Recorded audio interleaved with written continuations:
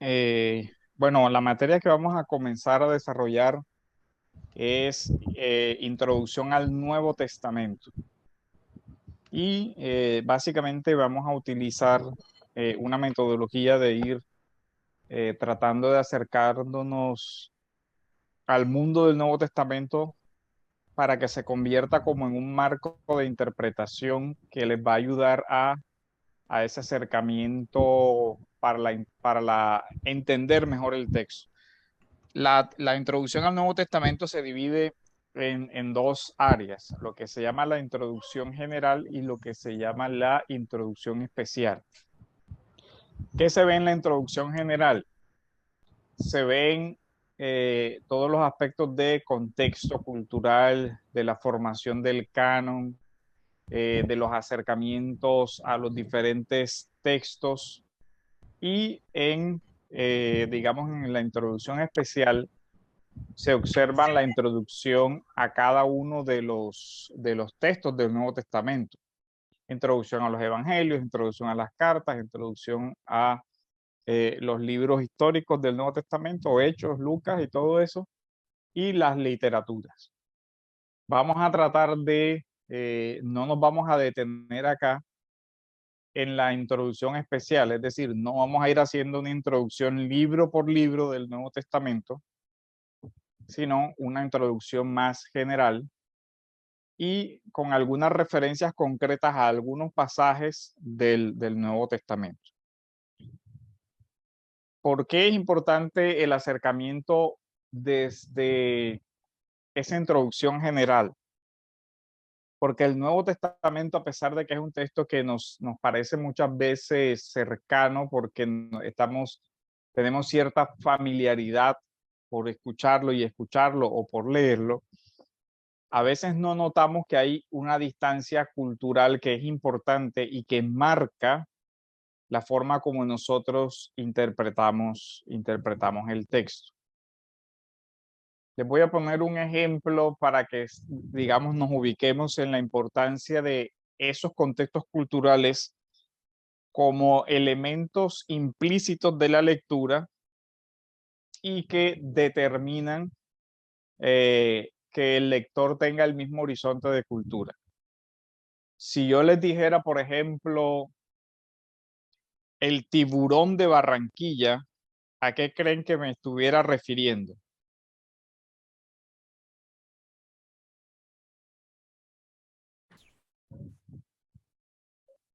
A ver, El Junior,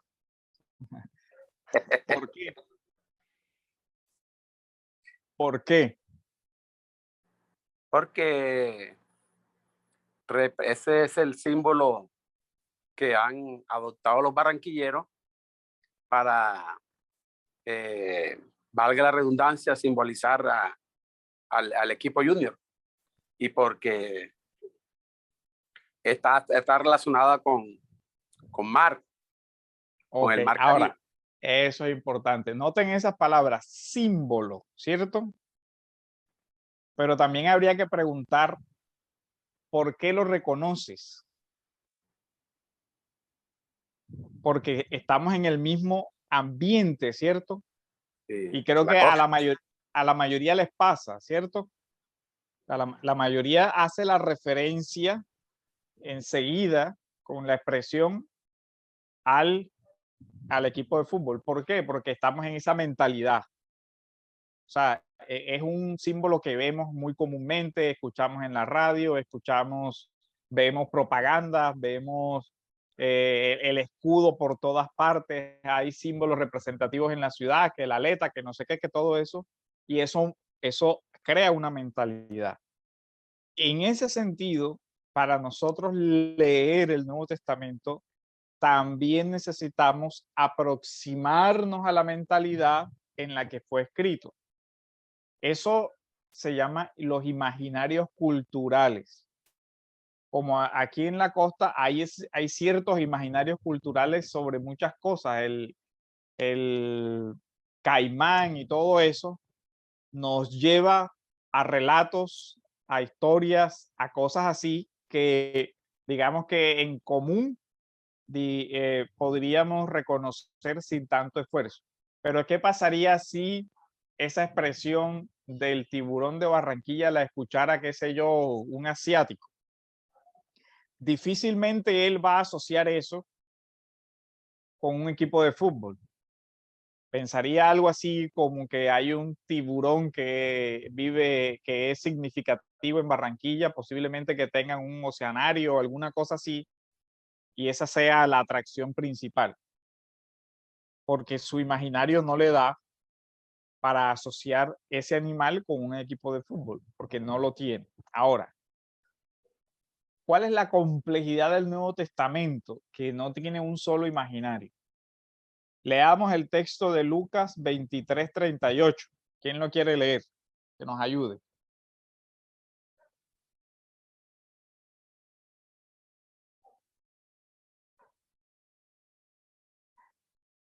Y otra persona que vaya buscando Juan 19:20. Dice así la palabra de Dios, Lucas 23:38. Ajá. Había también una inscripción sobre él que decía, este es el rey de los judíos. Ajá. Y no sigue diciendo más. Sí, claro, ¿hasta qué versículo? El siguiente, lee el siguiente, donde dice Dice, los idiomas. dice, y uno de los malhechores que estaba Ah, no, colgado. perdón. Juan 19:20. Ah, ok. ¿Esa qué traducción es? Este es de las Américas, Ah, ok, bueno, sí. Ya sé. 19:20. Si alguien tiene Reina Valera, que lea 23:38 y después miramos eso. Después les explico por qué. ¿Cuál es En el Reina versículo, Valera, pastor? Lucas 23:38.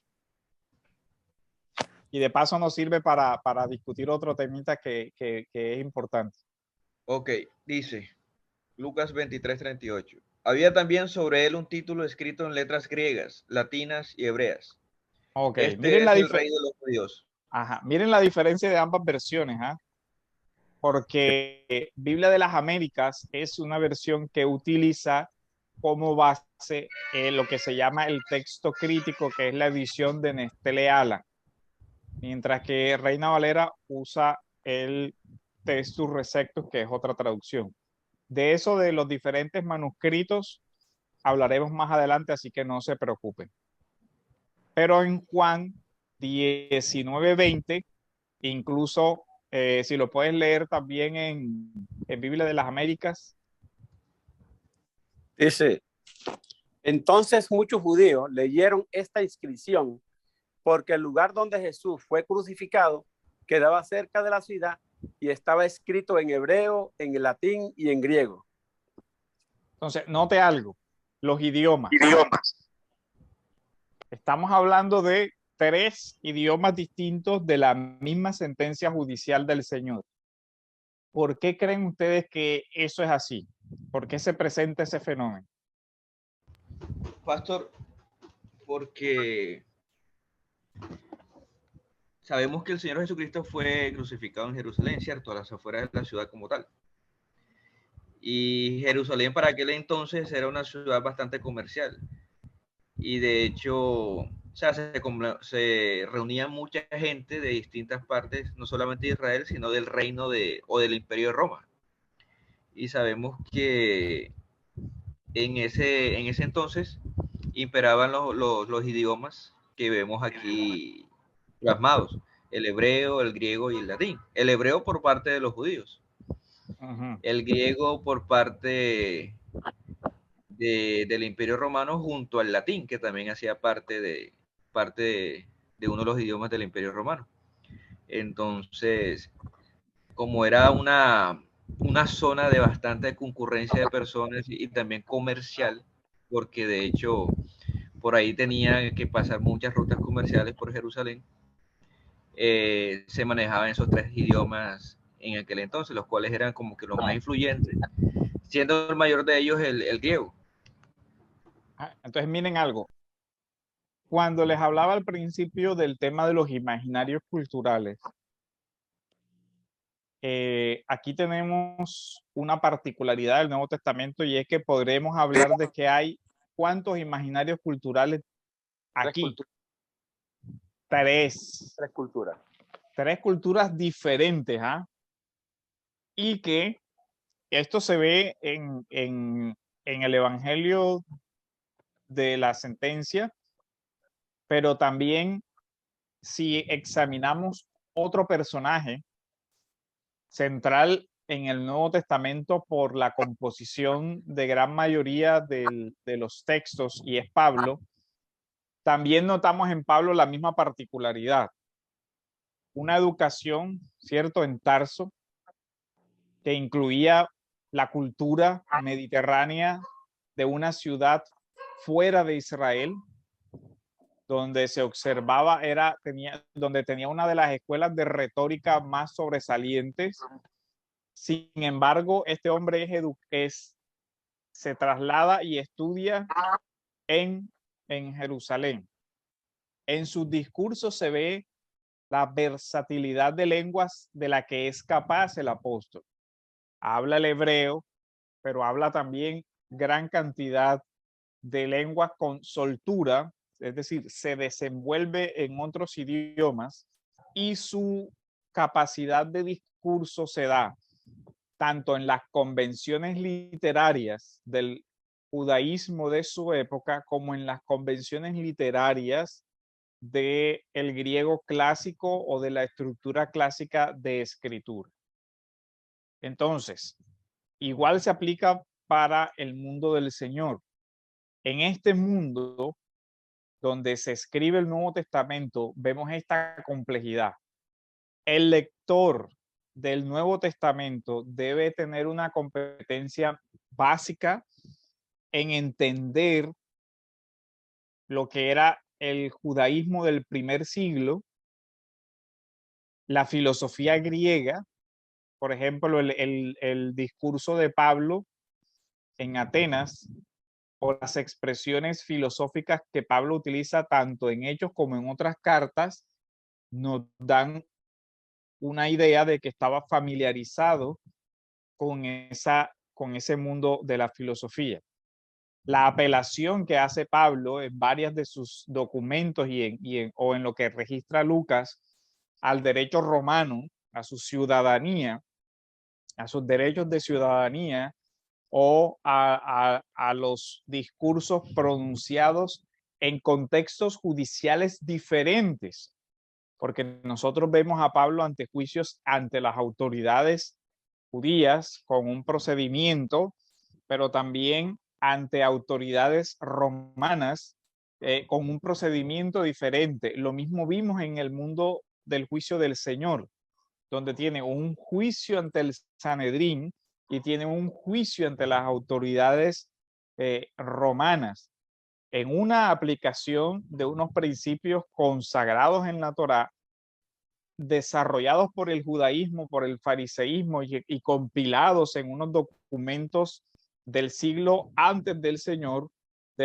sobre todo en el periodo intertestamentario, y también vemos la conexión el cambio de procedimiento, de un procedimiento del Sanedrín a un procedimiento de las autoridades romanas ante Poncio Pilato. Todo eso, ¿a qué nos lleva? En el Nuevo Testamento encontramos judíos helenistas, aquellos, acuérdense que el judaísmo en esa época vive un fenómeno que se llamó el Golat o Gulat, la dispersión. Es decir, judíos habían sido, recordemos el tema del Antiguo Testamento, esparcidos en Babilonia, en Persia y en otros países, y en ese mundo se construyeron varios centros de pensamiento. El pensamiento de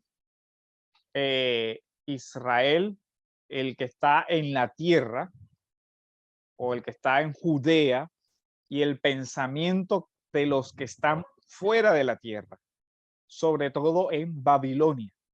Por eso incluso la tradición judía tiene dos tradiciones diferentes se encuentra el Talmud de Jerusalén y se encuentra el Talmud de Babilonia.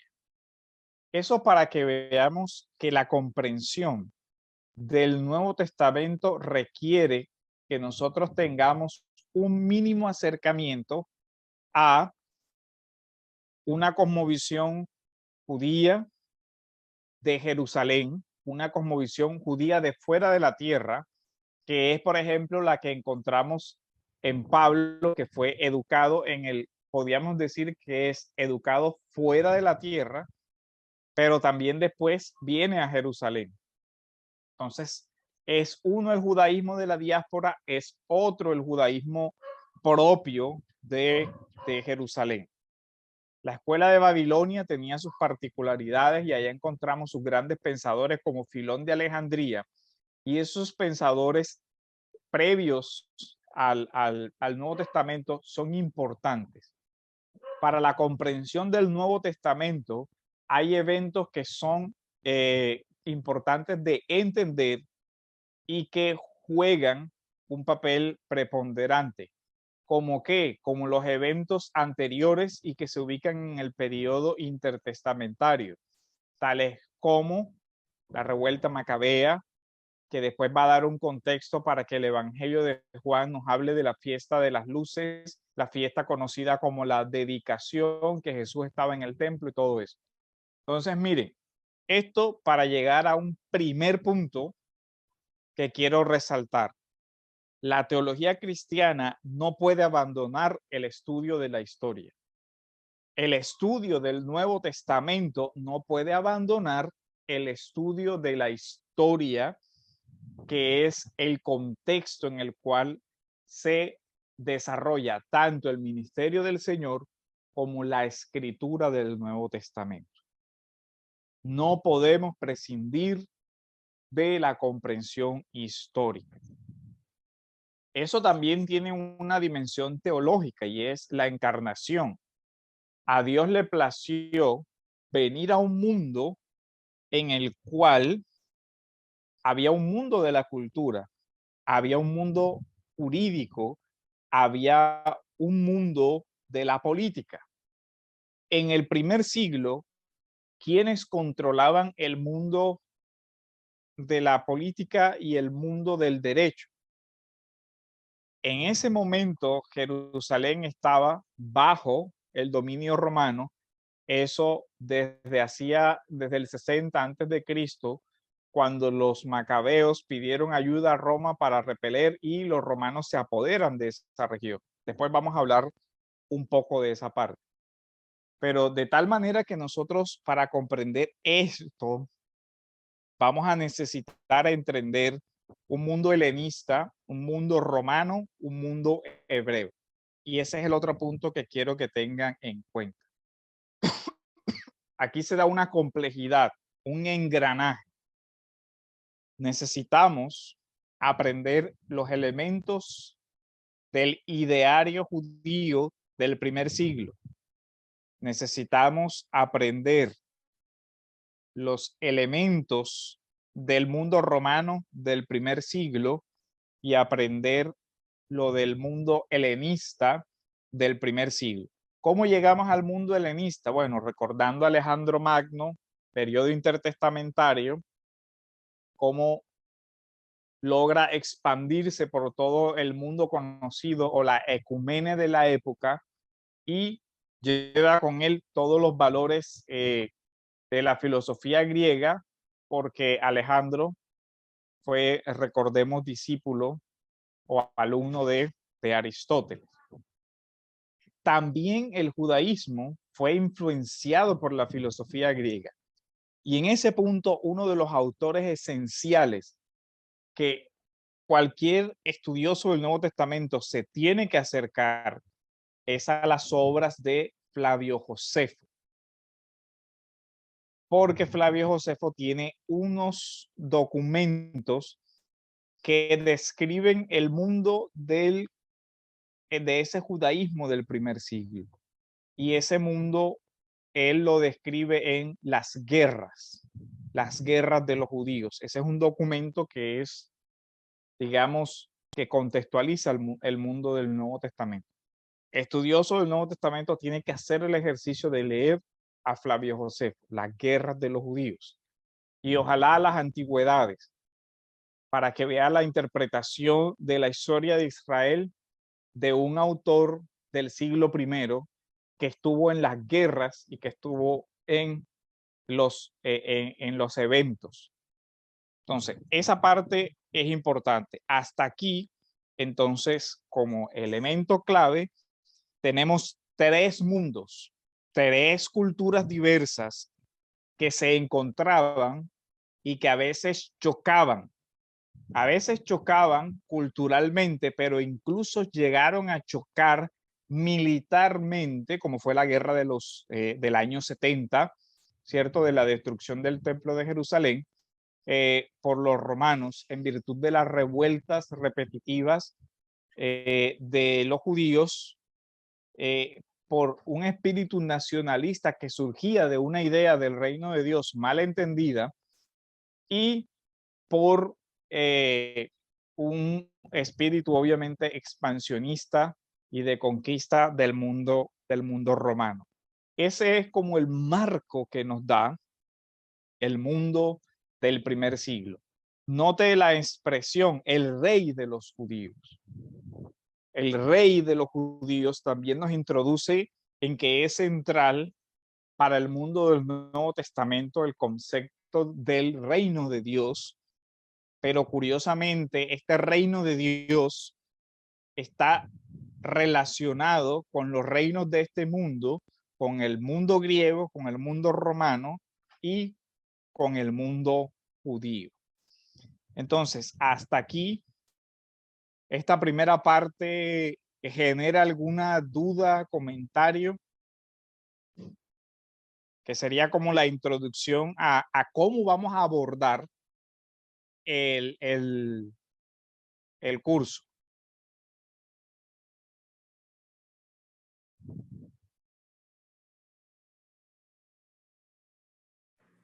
Sí, es para de pronto.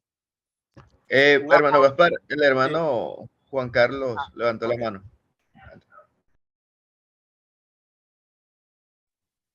Sí, pastor, tengo una pregunta. Ajá. Cuando al principio habló del letrero de la crucifixión del Señor, ¿por qué no incluyó el arameo? Porque no se dice que se hablaba arameo en los tiempos del Señor. Porque estos eran los lenguajes que se convertían en oficiales. La sinagoga siguió manteniendo el hebreo a pesar de que el pueblo en general manejaba el arameo. Y ese punto, gracias a que lo mencionas, me da pie para introducir otro tema al que también le vamos a dedicar algo de tiempo y es el mundo de la literatura. Resulta que esa situación que Juan Carlos trae a colación tuvo un efecto también en la literatura y en el mundo de la sinagoga. El lenguaje oficial era el hebreo. Aquí ya no el hebreo inicial, sino el hebreo que se llama cuadrado, que fue el que vino después del regreso de los judíos de Babilonia. Pero entonces ellos seguían conservando digamos, para los eventos públicos o digamos que como decir en Colombia, el español es el idioma oficial, ¿cierto? Digamos que si hay algún dialecto dentro de Colombia, supongamos que existiera algún otro dialecto, para todos los efectos legales, por ejemplo, nuestra legislación así lo establece, que el idioma, por ejemplo, de los contratos debe ser el español. Entonces, en este caso se hace uso del idioma que es el idioma oficial, pero el arameo era la lengua del pueblo. Incluso se presentaba que muchos del pueblo ya ni siquiera leían el arameo, perdón, no leían ya o no manejaban el hebreo. De hecho, desde el periodo intertestamentario ya era así, incluso desde Nehemías, ¿se acuerdan? que dice, habla, que donde se da que los líderes dicen, habla en hebreo, en general, ¿para qué? Para que el pueblo no escuchara las increpaciones que ellos estaban haciendo. Pero eso tiene un punto muy importante, y es que se da en la sinagoga el fenómeno de la traducción, casi como que la traducción que podemos decir homilética. Es decir, en la sinagoga se leía el texto en hebreo y simultáneamente se iba traduciendo y comentando en arameo. ¿Y saben qué surgió de ahí? ¿Alguien ha leído esa parte? Surge un cuerpo de literatura importantísimo. ¿Alguien se acuerda o lo ha leído por ahí? ¿Surge qué, pastor? Un cuerpo de ese fenómeno de la lectura en hebreo y la traducción en arameo, surge un cuerpo de literatura. Los Targum. Los Koiné. No, el Koiné es griego. Targurines. El Targum o los Targumín. Targumines. Había un lector que se llama el Meturgemán, que era el que traducía al pueblo del hebreo al arameo, pero la traducción era explicativa. Es decir, esto quiere decir tal cosa. Él iba como comentando, como explicando, y ahí surge ese cuerpo de literatura. Ese cuerpo de literatura es usado en el Nuevo Testamento muchas veces como citas indirectas o citas de cumplimiento, donde el cumplimiento era de acuerdo a la explicación del Targum. Quien mejor recoge eso, y el erudito que desarrolla todo ese tema, es un judío presbiteriano educado en el rabinato de Viena y en varias escuelas rabínicas famosas de la época, apellido Edersheim. Déjeme ver para aquí si yo tengo el libro por acá.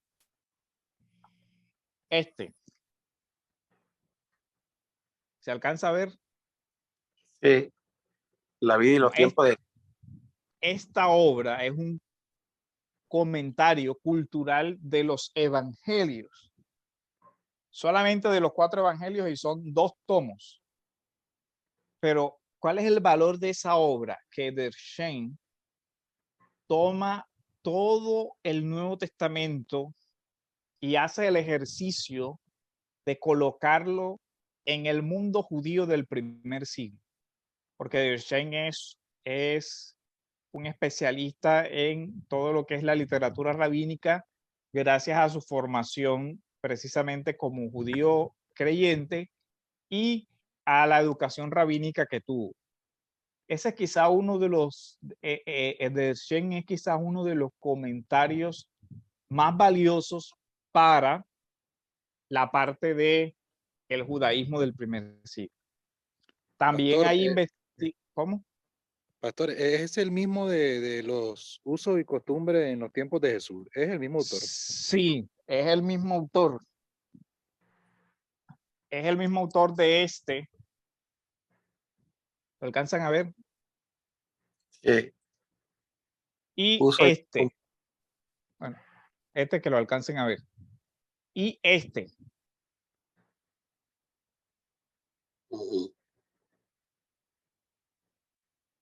Hay recientemente otro autor que se llama Kenneth Bailey, que les voy a enviar una lectura de él, que se llama La tradición oral formal y la tradición oral controlada. Kenneth Bailey también es un presbiteriano que trabaja en Oriente Medio.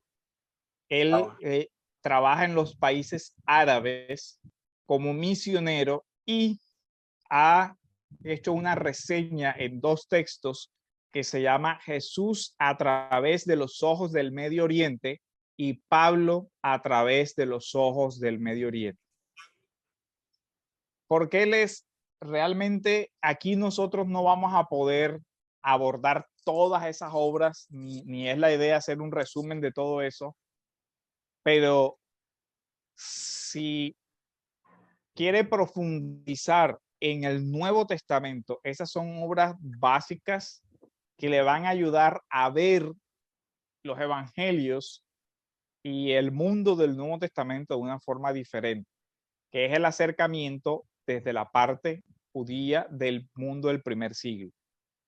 Entonces, eso es esencial porque van a aprender la literatura, las formas de expresión, las formas de interpretación, y uno puede entender ciertas particularidades de esa parte. Otro elemento importantísimo que vamos a tratar de desarrollar en algo son las investigaciones desde la antropología cultural del mundo del Nuevo Testamento. Ahora, como se habrán dado cuenta, esto es muy amplio y el aprovechamiento de este curso va a depender de ustedes, es decir, de las lecturas que hagan, y la idea es que el curso no sea digamos, el monólogo, sino que las lecturas, la idea es que yo les voy a ir enviando las lecturas y sobre las lecturas vamos a tratar de resolver las preguntas, las dificultades con la lectura, porque yo sé que al principio el lenguaje es un obstáculo y hay muchos términos ahí extraños con los cuales hay que familiarizarse. Pero el curso va a depender, o el desarrollo del curso va a depender en gran medida de que podamos familiarizarnos con esa literatura. ¿Hasta aquí hay alguna pregunta, duda, comentario? Sí, no, pastor, para agregar que en la época en que estaba Jesús, en el primer siglo, había, ya como usted lo dijo, habían 3 culturas, pero había una influencia muy marcada del imperio griego.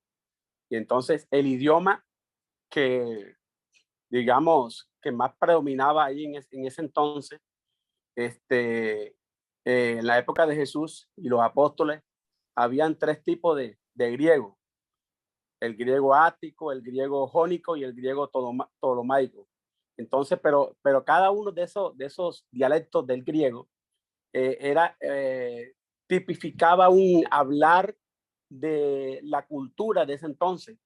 Por ejemplo, había una para los letrados, en el caso de Pablo, que era letrado, él hablaba un griego bastante elevado, a diferencia de Jesús, que hablaba un griego popular, un griego koiné. Entonces, la pregunta es que le voy a hacer a ustedes, por si en ese entonces no se tenían las escrituras, si simplemente se tenía la Septuaginta, que es la traducción del hebreo al griego, y obviamente ha podido tener errores de traducción, ¿por qué Jesús utiliza la Septuaginta en Isaías? Cuando él abre el rollo de, creo que es Isaías, no sé, 41, que dice que y el Espíritu vino sobre mí para ungir a los enfermos, para dar vista a los ciegos, etc. ¿Por qué confiar tanto Jesús como los discípulos en una traducción que pudo haber tenido errores del hebreo al griego? Es que miren, todas las traducciones, recuerden que lo que no tiene errores son esa palabra siempre se me, autógrafos o los documentos originales. Sin embargo, es curioso que el Nuevo Testamento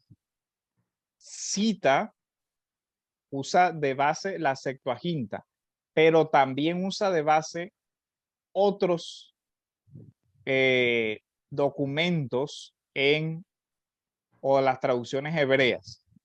Incluso no solamente usa la Septuaginta, sino otras traducciones. Las traducciones hebreas había la de Aquila, la de Símaco, y hay otras traducciones también contemporáneas a la Septuaginta. Sin embargo, la que el Nuevo Testamento con mayor usa mayormente es la Septuaginta. Pero, ojo, muchas de las citas que se encuentran en el Nuevo Testamento son también las citas de los targumes. Les voy a poner solo un ejemplo, el ejemplo de cuando Pablo o Juan, creo que en el Evangelio en la primera carta de Juan se cita el evento de los brujos en la corte egipcia y se dan dos nombres, Janes y Jambres. ¿Se acuerdan de esa cita? Ahora no preciso, creo que es primera de Juan.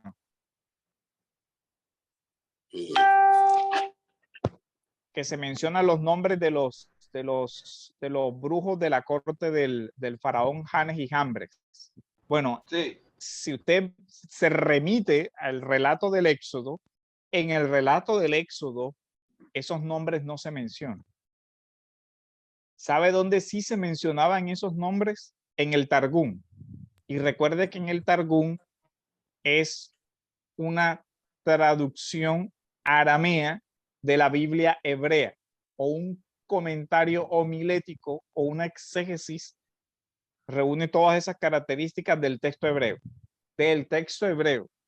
Entonces, eso nos lleva a nosotros a que el análisis del Nuevo Testamento tiene una complejidad. Ahora, toda traducción tiene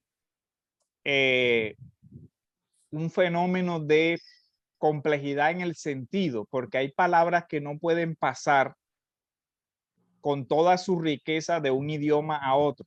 Entonces, muchas veces la Septuaginta pierde riqueza por el mismo efecto de la traducción.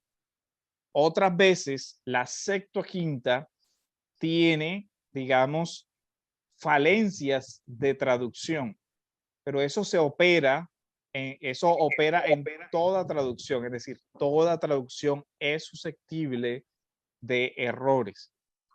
Ahora, aparte viene ya el tema de el cómo Dios providencialmente guarda a la transmisión de su palabra, y ya es un tema de la conservación providencial del mensaje esencial de salvación.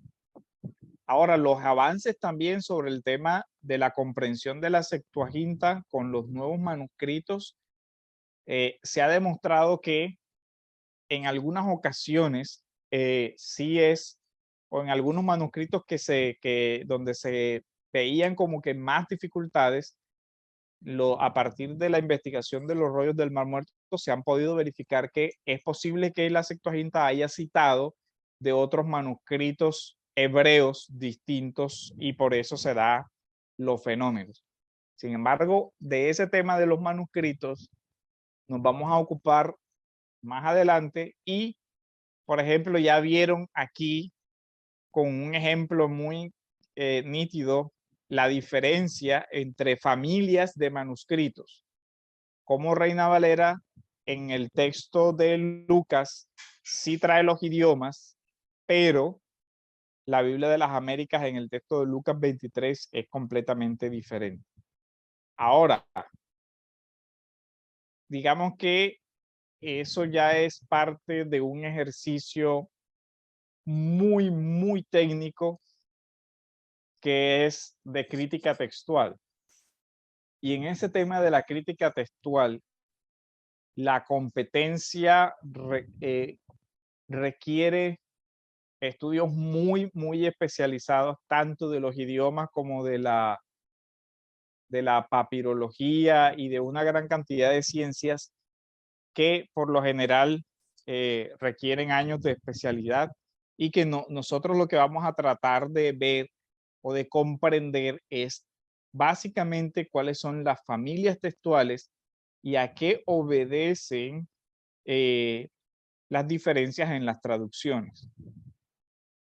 Y en cuanto al Nuevo Testamento, el debate sobre textus receptus o texto crítico es álgido, y en el mundo evangélico está rodeado mucho digamos, de cierta sospecha o prevención. Siempre que hay una, o es muy común entre nuestros hermanos evangélicos, mirar con sospecha toda traducción que no sea la Reina y Valera. Mucho solamente por por la traducción en sí, es decir, porque se les cambia a veces los verbos de un pasado a un presente o de un pasado a un futuro, que eso se da porque hay un fenómeno de actualización del conocimiento del idioma hebreo del Nuevo Testamento gracias a lo que se ha encontrado de los manuscritos. Pero muchas personas también logran notar lo que vimos con el ejemplo de Lucas de la cita de la cruz, que hay cosas que se omiten en una traducción y que sí están en otra traducción. Hay cosas que están en Reina Valera que no están en el texto crítico, que usa de base la NBI, la Nueva Traducción Viviente o la Biblia de las Américas o otras nuevas versiones. Muchas de ellas usan lo que se llama el texto crítico. De eso vamos a hablar después en la clase, para que se ubiquen en qué es lo que pasa ahí y de pronto no haya tanta prevención con el uso de diferentes versiones. Entonces, hasta aquí, ¿está claro el tema? O el abordaje que le vamos a dar. Doctor, tengo dos preguntas. Yo vi la mano, pero pensé que era que se había quedado. Ajá, cuénteme. Bueno, la primera es que cuando Pablo decía, por ejemplo, en sus cartas, y como está escrito, y resulta que no era algo directamente de la ley, sino que era de un targum, entonces algunos han dicho, yo he escuchado de que ellos tenían una idea más amplia de lo que consideraban lo que era palabra de Dios, comparado con lo que hoy nosotros decimos que es palabra de Dios, que nos vamos netamente a los escritos de los apóstoles y esto. Entonces, quería saber qué opina usted de eso. Esa es la primera. Y la segunda es que ahora que usted mencionó el texto crítico, yo he escuchado que hay muchos que consideran el texto crítico como algo, ¿cómo será? Apócrifo, porque como fue preservado por los católicos, porque he escuchado que uno se encontró en un convento y el otro en el Vaticano, esos rollos, esos manuscritos. Entonces, por eso le tienen como cierto recelo a eso. Quería saber qué me dice usted sobre esas dos cosas. Bueno, de la primera, resulta que a veces, esto sí es complicado, hay una forma de citación que usa el Nuevo Testamento, que no es la clásica, que no es la citación textual como nosotros al principio nos imaginamos. Por ejemplo, cuando se usa en el Nuevo Testamento voz de que clama en el desierto y otras similares, a veces se usa combinando textos. Entonces, cuando uno va a la cita a la que se refiere o a la que cruza, resulta que hay combinación de citas. Por ejemplo, en esa cita hay una cita de Malaquías, de Isaías y de otro de los profetas que ahora no recuerdo cuál. Y lo que hay es lo que en técnica rabínica se llamó harizá, collar. Es decir, él cita varios textos, los cruza, pero hace una referencia. Eso tiene que ver con métodos de interpretación de la época, con métodos de interpretación que usaban los apóstoles porque eran los que se usaban en su mundo. Además de eso, ellos a veces interpretaban o le interpretaban un texto del Antiguo Testamento usando ya la base interpretativa, ya sea de Targums o de otros manuscritos, o como lo había comprendido la tradición. En eso entonces ha traído ciertas complejidades. Ellos sí tenían claro que había una palabra de Dios inspirada, pero también había una tradición interpretativa que ellos utilizaron de base porque fue en la que fueron educados. Entonces, eso tiene una complejidad para nosotros y esos estudios han sido abordados recientemente. Esos estudios de la literatura rabínica y de la forma como en el Nuevo Testamento se usa, no son muy comunes. De hecho, para el mundo evangélico solamente hay un texto. Déjeme ver si yo lo tenía por aquí a la mano, que ojalá se lo pudiera mostrar. Hay un texto que se llama Exégesis Rabínica. Déjenme y les muestro. Miren, este. ¿Se ve bien ahí?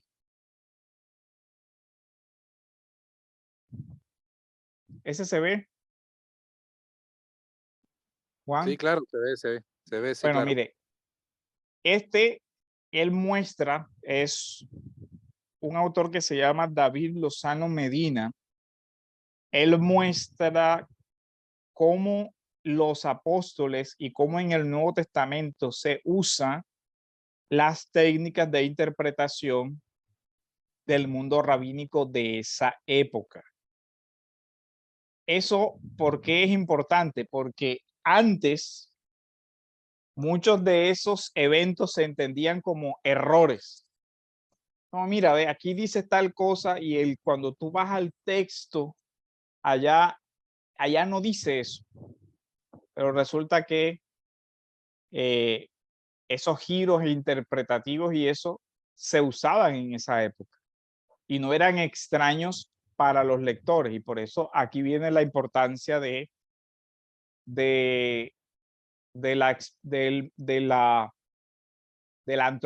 conocer la cultura. Por ejemplo, ¿cómo se usa hoy en el mundo evangélico la expresión atar y desatar? Alguien que me dé el sentido que comúnmente se utiliza. Para amarrar a los demonios, a los espíritus. Atar a los demonios, sí. Bueno, Atar mire, y darle, mano. ¿alguien ha escuchado un sentido diferente?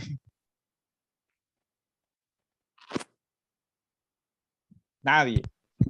Escuchamos algo similar cuando, buenas noches, Buenas noches. cuando el pastor Fitzpatrick habló de cortar. ¿Podría haber una similitud?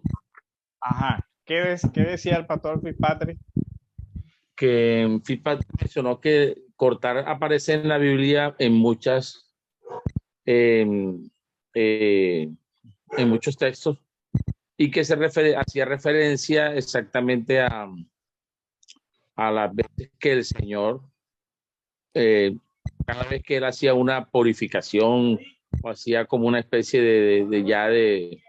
de restitución, de un redarguir de algo, aparece la palabra como cortar. Más o menos algo así. Sí, estoy de acuerdo, Pastor Gaspar. Así más o menos, ¿no? Bueno, miren algo. Esa expresión es una expresión técnica del rabinismo del primer siglo. A los rabinos se les ordenaba, es decir, cuando se graduaban de sus estudios, cuando terminaban sus estudios con otros rabinos, se daba un proceso de reconocimiento de ya su investidura, por decirlo así. Y dentro de la liturgia de esa ordenación se usaban esas palabras. Puede atar, puede atar, puede desatar, puede desatar. Sobre todo, la expresión es agarrar o soltar, es evidente, pero para ellos era un término técnico del derecho rabínico para expresar a que era una decisión judicial. Esa persona ya estaba en capacidad de manejar la ley rabínica de tal manera que podía decidir un caso, podía dar un veredicto, podía atar o desatar. Entonces, miren cómo las particularidades del lenguaje, cuando se ubican en un contexto distinto, nos dan un eje de referencia diferente. Esa expresión no era desconocida para los lectores del Nuevo Testamento judíos ni para los autores del Nuevo Testamento judío. Entonces, ahora hay otras expresiones que son griegas prominentemente o que son de contenido filosófico, como el discurso de Pablo en Atenas, y otros donde para poder uno ubicarse tiene que entender algo de la filosofía griega para entender esos discursos, ¿cierto? Entonces, ¿qué necesitamos nosotros en un curso de introducción al Nuevo Testamento? Familiarizarnos con esas particularidades del lenguaje. Eso, Juan, para que ojalá ese podría ser un tema interesantísimo para un ensayo. Cómo acercarse desde esa óptica. O sea, ¿qué necesitamos saber de la forma como en el primer siglo los rabinos interpretaban la Biblia para entender cómo? Porque los apóstoles fueron educados en ese mundo. Pablo fue educado en ese mundo y el uso que él hace a veces de las escrituras lo hace con esa forma de escribir de su época. Porque recuerden que la inspiración no anula al ser humano, sino que lo protege de errores, pero no lo convierte en un mero alguien que recibe un dictado, sino que él usa sus facultades. Sus facultades no son anuladas, al contrario, son iluminadas, que es diferente. Es decir, el Espíritu Santo guarda y protege del error al autor sagrado, pero él sigue pensando también dentro de categorías culturales de su momento. Y eso es importante que nosotros lo tengamos en cuenta.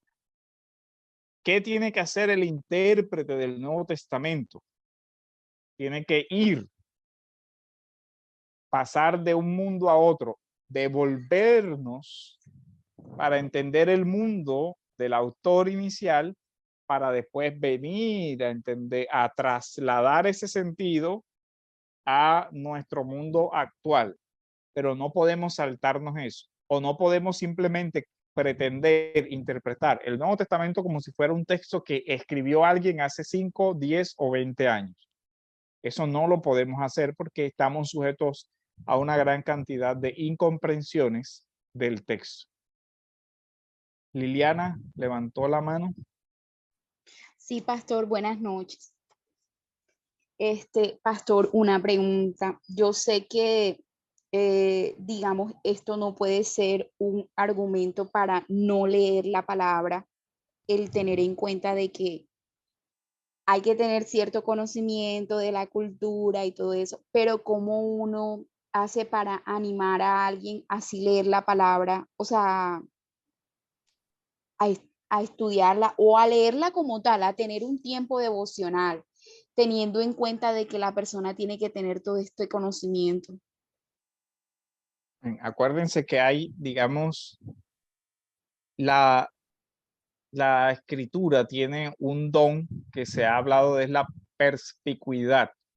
Hay claridad en lo esencial y lo esencial edifica la vida del creyente sin necesidad, digamos, de toda la elaboración teológica de esta parte que estamos hablando. para los efectos de una persona que está comenzando en la fe, la obra del Espíritu Santo le hará entender por el fenómeno de la perspicuidad de la escritura, de la claridad de lo esencial de la salvación y de la santificación. El resto también reconocemos, y eso no lo estamos inventando nosotros, lo dice incluso Pedro, dice, en los escritos de Pablo hay cosas difíciles de entender, ¿cierto?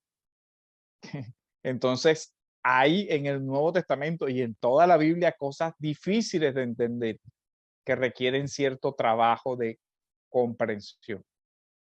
Y para eso, precisamente, hacemos este tipo de cursos y nos apoyamos en investigaciones de hermanos que han dedicado su vida a estudiar esto y a producir materiales para que nos ayuden a ver estas cosas con las que no estamos familiarizados, tanto antiguos como modernos. Edersheim es del siglo XIX, pero hoy hay por ejemplo, el autor que les presentaba, Kenneth Bailey, que les voy a mandar un articulito de él, es un hombre que vive actualmente en Oriente Medio y que tiene esa experiencia.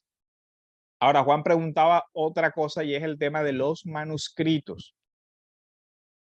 Ese tema es ha generado en los últimos años mucha sospecha porque normalmente se asocia con que es una forma como que el catolicismo quiere manipular el tema. Pero miren algo, por ejemplo, Nestele Aland, o la edición del Nuevo Testamento que se llama Nestele Aland, ya va por la 27 edición. A muchas personas eso le causa sospecha porque dicen, ¿acaso entonces la Biblia la van cambiando y cada vez que a esta gente se le ocurre cambiar la versión, simplemente la cambia?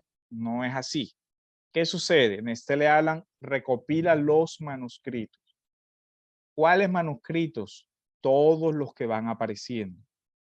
Es decir, siempre que aparece un manuscrito del Nuevo Testamento, ese manuscrito es revisado, se mira si pertenece a alguna de las familias de manuscritos ya conocidos y se va teniendo en cuenta para el ejercicio de la crítica textual. Hay muchos manuscritos de esos que fueron encontrados en monasterios y otros que fueron encontrados en excavaciones de lugares arqueológicos. En Qumran se encontraron pocos manuscritos del Nuevo Testamento, se encontraron más manuscritos del Antiguo. Hay un debate actual muy interesante de un cura que se llama O'Callaghan, que él dice que hay unos manuscritos que están muy difíciles de traducir o de reconstruir porque están muy deteriorados. Él tiene la tesis y ha defendido su tesis pues medianamente bien, de tal forma que ha ganado cierta escuela. Y él dice que hay fragmentos del Evangelio de Marcos. Eso está en investigación. O sea, eso todavía no se ha determinado. Pero el tema es que Nestele Aland trata de recoger absolutamente todos los manuscritos que vayan apareciendo. Incluso Nestele Aland utiliza dentro de su aparato crítico también las citas de los padres donde citan el Nuevo Testamento y va comparando. Como les decía, ese es un ejercicio técnicamente muy complejo porque no recuerdo el número exacto de manuscritos, pero supera los 5,000 manuscritos del Nuevo Testamento. No sé exactamente si es 5,500 o 5,000 algo, pero son casi 5,000 o más manuscritos del Nuevo Testamento. ¿Qué hace un crítico textual? Pues compara todas esas familias de manuscritos y trata de reconstruir con unos criterios de antigüedad, de caligrafía, de si es mayúscula, si es minúscula, si está en papiro, si está en pergamino, si está en cueros, si está en porcelana, en fin, todo eso. Y se ha tratado de reconstruir el texto como salió de las manos del primer autor del Nuevo Testamento. Eso obviamente no es fácil. Hoy hay un consenso general entre todos los estudiosos del Nuevo Testamento en que los manuscritos que hoy tenemos son en su esencia muy confiables gracias a lo que se ha ido descubriendo. Pues hay discordancias, hay textos que están en disputa, en fin, pero esos textos que están en disputa son muy pocos, es decir, son de todo el Nuevo Testamento unos cuantos versos, y esos cuantos versos que están en disputa no tocan ninguna doctrina hoy considerada esencial para la fe cristiana. Así que en ese punto nosotros podemos, como creyentes, estar tranquilos en que lo que hoy tenemos como texto base para nuestras traducciones es un testimonio suficiente y más que suficiente para considerar que el texto es esencialmente confiable. McDowell hacía un ejercicio de eso y no recuerdo los números, pero mientras nosotros tenemos para el Nuevo Testamento más de 5,000 manuscritos, para la Ilíada, para la Odisea, creo que hay 6, 10, 20 o 30 manuscritos, y en general las obras de Platón, Aristóteles y todo lo que hoy tenemos como literatura clásica, casi ninguna de ellas supera 20 o 30 manuscritos. El Nuevo Testamento tiene más de 5,000. Sumándole las citas de la patrística, donde algunos dicen que con solo las citas de los padres, citando el Nuevo Testamento, se podría reconstruir casi el Nuevo Testamento. Entonces, el texto que nosotros tenemos del Nuevo Testamento es en esencia muy, muy confiable. No perfecto, no que no hayan textos difíciles hoy, pero en esencia tenemos un documento confiabilísimo. Eso como para no dejar el tema en duda. Las traducciones, obviamente las traducciones con el tiempo se van depurando porque se va entendiendo mejor el idioma y todo eso, y es normal que se vayan puliendo, perfeccionando. Por supuesto que hay mejores y peores. Hay traducciones muy buenas y hay traducciones muy malas también. Entonces, es bueno que usted tenga, primero, varias traducciones y segundo, que usted sepa cuál es la naturaleza de las traducciones.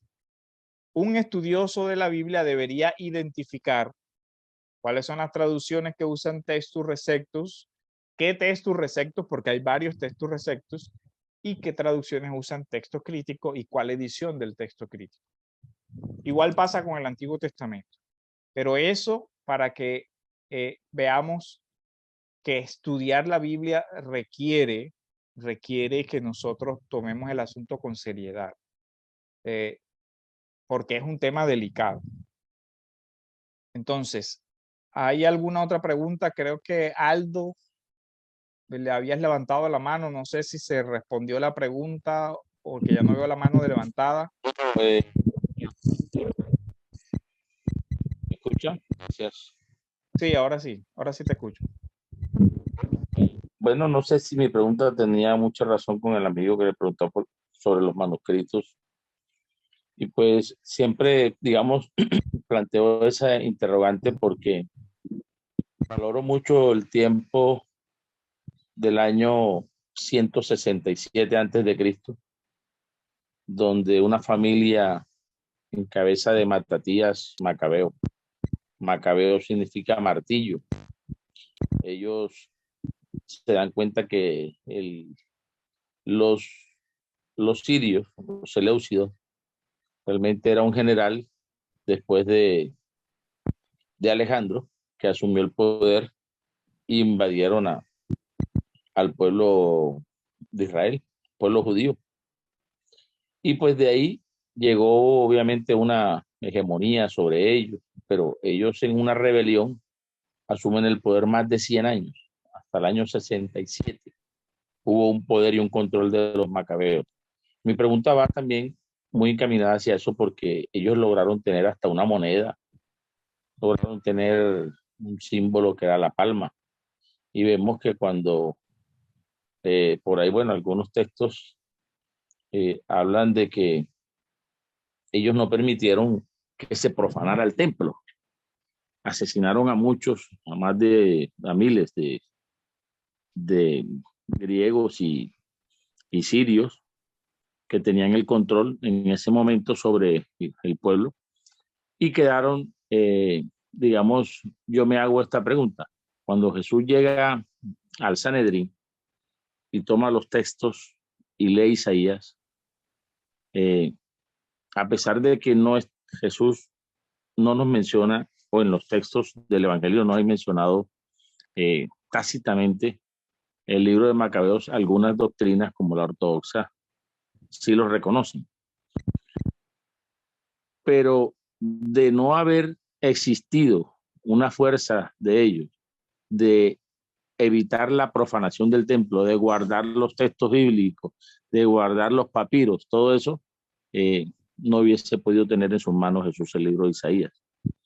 Entonces, ese texto, por ejemplo, es reconocido como apócrifo, pero en lo que he leído entiendo que era el odio que llegaron a sentir los griegos ya al final, cuando ya llega Pompeyo, el romano, ya llegan al 67 a tomar el poder los romanos, pues ellos ya les permiten el culto libre y su religión, y tienen pues obviamente al mayor en cabeza, que es no recuerdo el nombre, cómo se llama, cuando es aliado del rey, que les permitieron. Ya en ese momento ya pierden fuerza con Hircano II y son asesinados la mayoría de judíos de ese linaje de Macabeos. Pero ellos defendieron 100 años. Entonces, mi pregunta es acá muy personal, a criterio. Digamos que si hablamos de justicia, porque ese texto no fue reconocido. Y obviamente, mi hipótesis es el odio que sentían esos griegos y sirios por todos los asesinatos y todo lo que hicieron el pueblo judío, que se rebeló en una cabeza de una familia por más de 100 años. Por eso desaparecieron cuando se reunieron los 70, aparecieron esos textos de las escrituras. Es mi parecer, pero bueno, tiene mucha relación con el manuscrito que explica el amigo. Entonces uno entender, pues bueno, yo le traigo esta pregunta, pastor, porque usted, su experiencia es mayor. El Señor le ha inspirado mucho más. ¿Cómo es que se llaman? El periodo intertestamentario tiene una gran cantidad de documentos de todo tipo de literatura, literatura apocalíptica, literatura sapiencial, literatura histórica y una gran cantidad de lo que se llama las interpretaciones judías alágicas que se desarrollaron en esa época y que son importantes para el Nuevo Testamento. Para entender el Nuevo Testamento, siempre es importante ver cómo se llegó a eso, cómo se llegó a la época. Por ejemplo, la fiesta de la dedicación que se registra el Evangelio de Juan es la celebración de el Hanukkah, que es la fiesta de la rededicación del templo macabeo. Pero los manuscritos no son evaluados por el tema de la historicidad. Es decir, los macabeos recogen la lucha del pueblo judío frente a Antíoco IV Epifanes, que era uno de los descendientes de los generales de Alejandro, en que quedó repartida después de que Alejandro muere, 4 de los generales recogen el poder y se reparten las provincias y todo eso. Y Antíoco en un tema de conquistar, se da cuenta de que la fe hebrea no iba a permitir que se diera la helenización que era el proyecto. Y ahí se da el choque, primero, digamos, de poder suave, tratando de ganar la mentalidad del pueblo, y hasta cierto momento lo consiguieron. Y ojo, porque estos partidos siguieron. Cuando llegamos al Nuevo Testamento, nosotros encontramos herodianos, es decir, judíos partidarios de los gobiernos romanos, por identificación tanto cultural como por objetivos políticos. Entonces, ahí es donde entender el fenómeno político del mundo romano, lo que pasó antes de Alejandro, lo que pasó en el periodo intertestamentario y la literatura que había. Por ejemplo, hay referencias en el Nuevo Testamento al libro de Enoc, el apócrifo, pero ahí es donde hay que entender que esas referencias tienen que ver con que eran eventos históricos conocidos por los receptores y por los autores, pero que no aplican para el tema de la canonicidad. Y el tema de la canonicidad del Nuevo Testamento lo vamos a poder apreciar con el documento que yo les voy a mandar sobre la tradición oral, la transmisión de la tradición oral, y cómo cuando Pablo escribe cartas, por ejemplo, como las de Tesalonicenses, que son documentos muy tempranos, casi del 50, ya él dice en el texto, y la predicación oral fue anterior, dice, ustedes recibieron el mensaje como es en verdad, como palabra de Dios y no como palabra de hombre. Entonces ahí hay un discernimiento canónico desde las primitivas comunidades que recibieron un texto, y ese discernimiento canónico tuvo mucho que ver con reconocimiento de la investidura apostólica, y por eso muchos manuscritos no se reconocieron. Igual, por ejemplo, entraron a ser debatidos en el canon textos como la Didaché o el Pastor de Hermas, que eran textos de la patrística, textos posteriores al Nuevo Testamento. Entonces, cuando veamos el tema del canon, y aquí les recomiendo la obra de F.F. Bruce del canon del Nuevo Testamento, es una obra que hace la discusión, digamos, es de las más completas, que hace la discusión del canon del Nuevo Testamento para, digamos, entender eso. Por eso les insisto, miren, lo que nosotros vamos a lograr hacer en este tiempo es un resumen, una cosa muy aérea y una pincelada. En el plan de curso que les voy a mandar, tiene una bibliografía por temas, que, digamos, hagan el ejercicio de ir leyendo por lo menos los capítulos que les recomiendo ahí, porque digamos que esos capítulos son los que he ido tratando de seleccionar con el tiempo, de que que recogen los elementos esenciales del tema, porque en esto hay muchas cosas dispersas.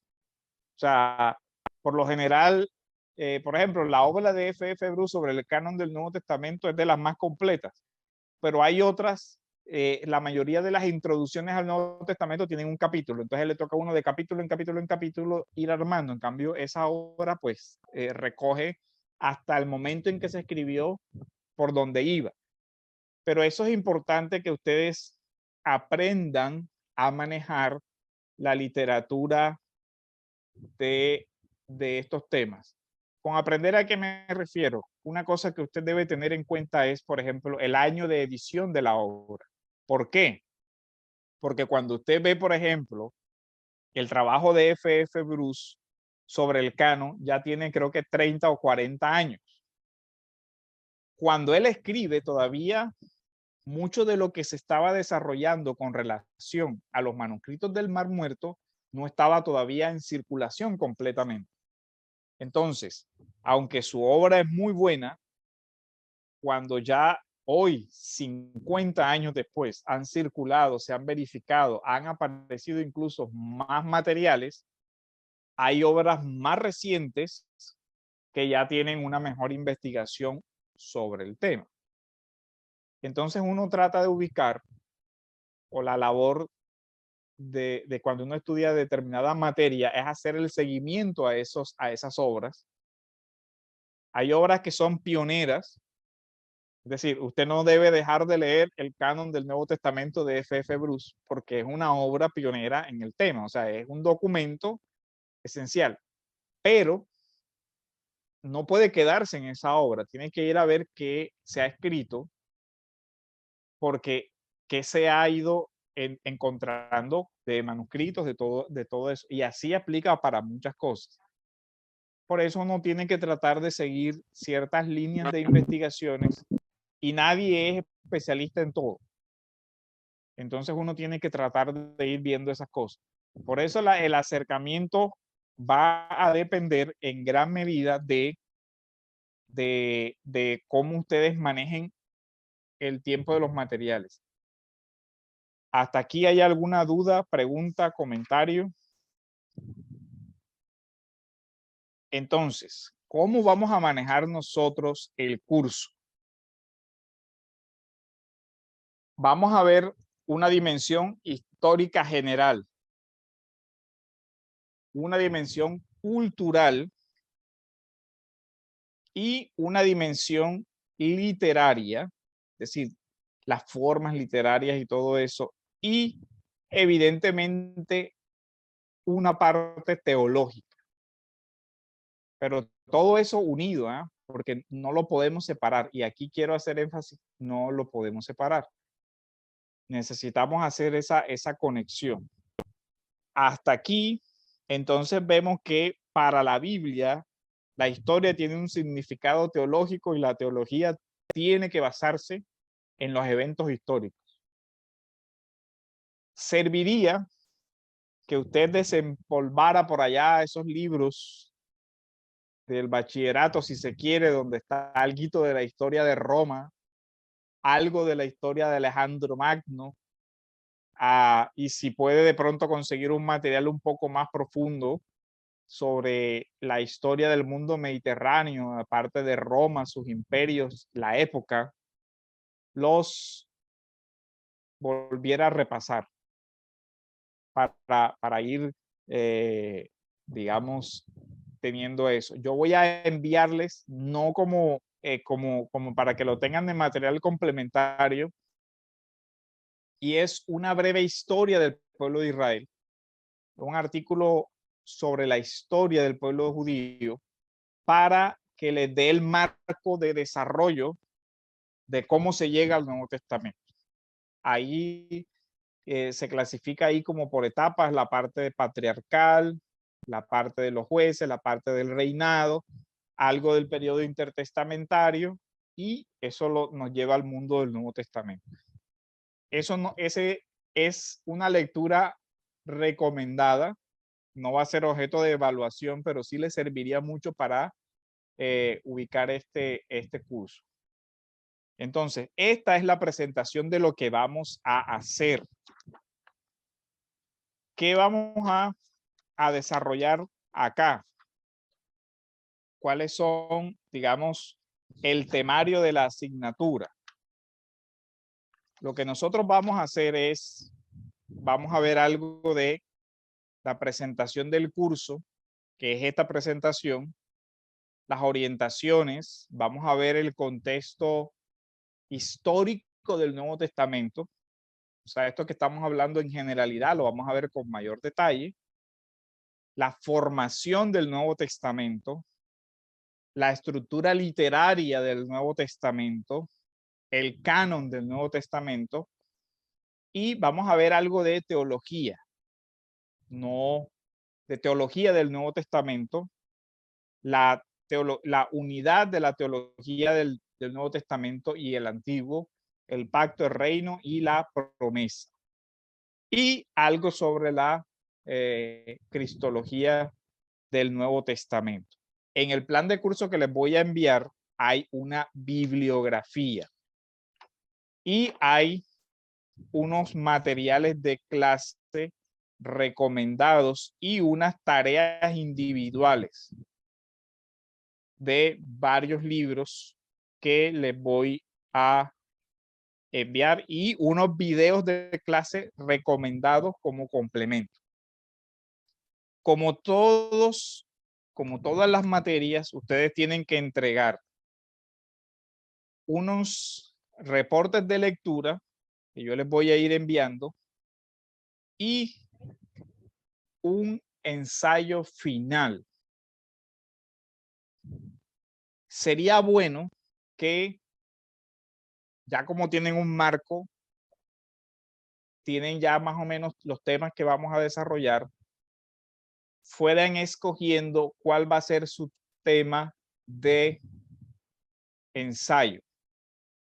A mí normalmente no me gusta asignarlos porque la idea es que cada uno pueda, digamos, si tiene alguna preferencia de investigación o algún tema que le resulte especialmente atractivo, un tema que quiera decir, yo quiero profundizar esto, lo pueda escoger y me pasa el tema y yo le puedo ir ayudando con bibliografía un poquito más específica para ese tema de investigación.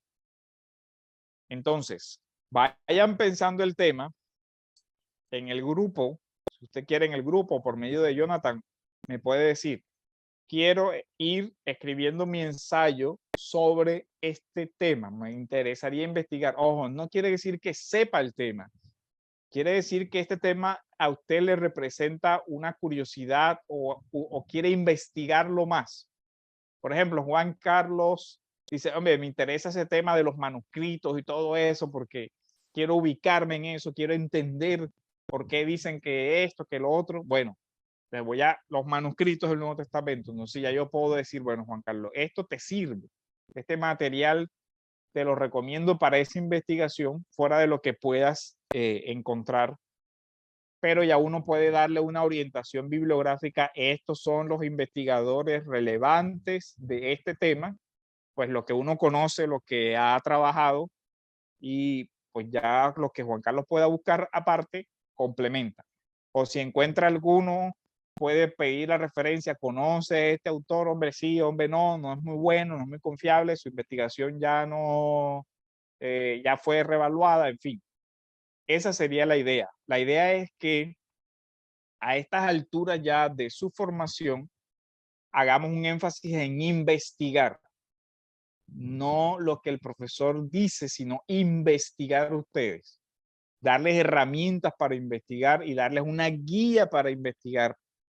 Y ya cada quien podrá desarrollar mucho más. Entonces, ¿hasta aquí hay alguna pregunta, duda, comentario? ¿Alguien tiene algún tema que ya le llame la atención y que pueda decir, me gustaría investigar esto?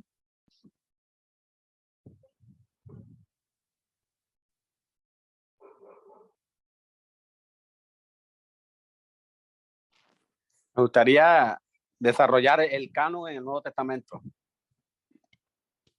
Ok, entonces, yo entonces voy a enviarte un material que te sirva de guía para esa investigación. Si hay alguien que ya tiene una línea de investigación, la puede ir anotando en el chat y yo puedo ir enviándole material sobre ese tema. O vayan pensando esta semana, mañana yo les voy a enviar el plan de curso, ahí va a tener una bibliografía general y me van avisando, por favor. Mañana también voy a enviar la lectura de la próxima clase para que la hagan. Va a ser una lectura inicial corta, pero sí es importante que las realicen.